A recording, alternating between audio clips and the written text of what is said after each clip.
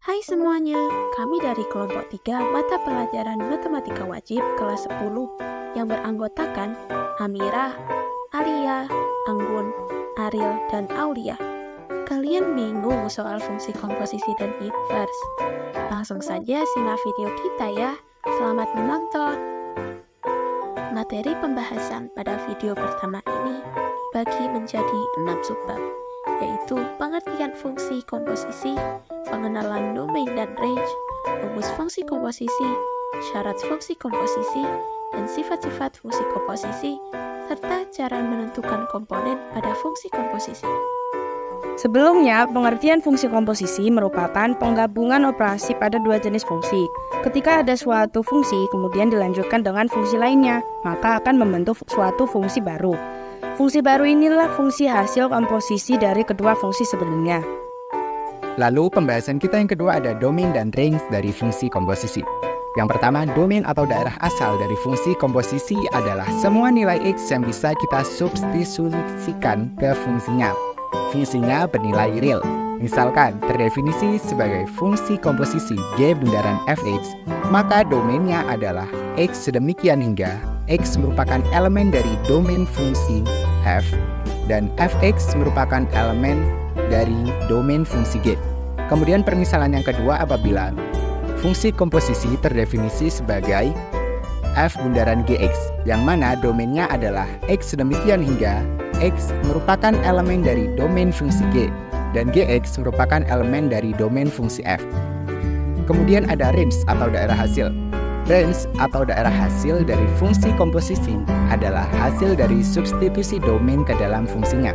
Untuk menentukan range suatu bentuk fungsi adalah dengan mensubstitusikan domain yang terbentuk. Rumus fungsi komposisi. Pemetaan dari daerah asal yaitu X menuju daerah kawan range yaitu Fx. Selanjutnya, pemetaan berlangsung dari daerah kawan atau daerah asal yang baru Fx menuju daerah kawan atau range yang kedua yaitu Gx. Dengan begitu, rumus fungsi komposisi adalah F bundaran G sama dengan Fgx dan G bundaran F sama dengan Gfx. Selanjutnya yaitu syarat fungsi komposisi.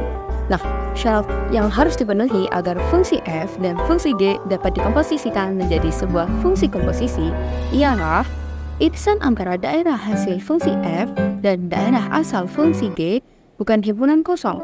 Wajib ada irisan antara range fungsi pertama dengan domain fungsi kedua. Secara matematis dapat dinyatakan sebagai range dari fungsi F himpunan bagian dari domain fungsi G atau range fungsi F irisan dari domain fungsi G dengan syarat tidak boleh sama dengan himpunan kosong. Selanjutnya, sifat-sifat fungsi komposisi.